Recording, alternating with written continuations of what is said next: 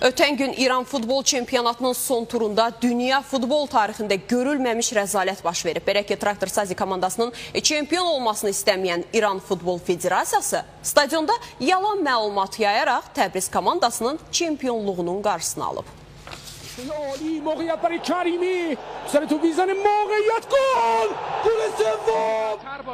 ...57 xalla turnir cədvəlinə başçılıq edən Təbrizin Traktor Sazi klubu öz meydanında eyni xala malik Neft Tehran komandasını qəbul edib. Cənubi Azərbaycan klubu bu oyunda qalib gələcəyi təqdirdə ilk dəfə İran çempionu olacaqdı. Qarşılaşmanın başa çatmasına 15 dəqiqə qalmış Traktor Sazi hesabda irəlidə olsa da komandanın oyuncularından biri müəmmalı şəkildə qırmızı kart görür. Bundan sonra azlıqda qalan Traktor Sazi 2 top buraxır. Oyun 3-3 hesabı ilə başa çatıb. Son turda öz meydanında Saypaya 2-0 hesabı ilə qalib gələn Sepahan 59 xalla İran çempionu olub. Təbrizdəki qarşılaşma başa çatan kimi Traktor Sazi futbolçularının və azarkeşlərin çempionluğu qeyd etməsi oyunu televiziyadan izləyənləri çaşbaş salıb.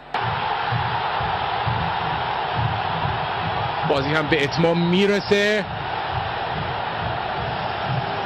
Sonradan məlum olub ki, oyunun son dəqiqələrində Traktor Sazi komandasına verilən yalan məlumat nəticəsində Təbriz komandası özünü çempion hesab edərək maçı sadəcə başa çatdırmağa çalışıb. Traktor Saziyə verilən yalan məlumat eyni zamanda keçirilən Saypa və Sepahan komandaları arasındakı maçın nəticəsi ilə bağlı olub. Futbol Federasiyasının əməkdaşları Traktor Sazi məşqçilərinə Sepahan Saypa oyununun heç-heçə sonlandığını bildirib. Halbuki həmin oyunda Sepahan 2-0 hesabı ilə qalib gəlib. Traktor Sazinin baş məşqçisi Antonio Oliveira komandasının çempion olduğunu düşündüyü üçün oyunculardan geri çəkilib, sadəcə nəticəni qorumağı tapşırıb. İranın xəbər agentliyi İSNA-nın məlumatına görə maçın son dəqiqələrində Təbriz stadionunda bütün internet, televiziya, radio və hətta mobil telefon əlaqələri kəsilib. Aldadıldıqlarını öyrənən 80 min Traktor Sazi tərəfdarı qəzəblənib. Azarkeşlər və polis arasında qarşıdurma baş verib. Yayılan məlumata görə qarşıdurmalar nəticəsində 3 nəfər ölüb, bir neçə nəfər isə yaralanıb.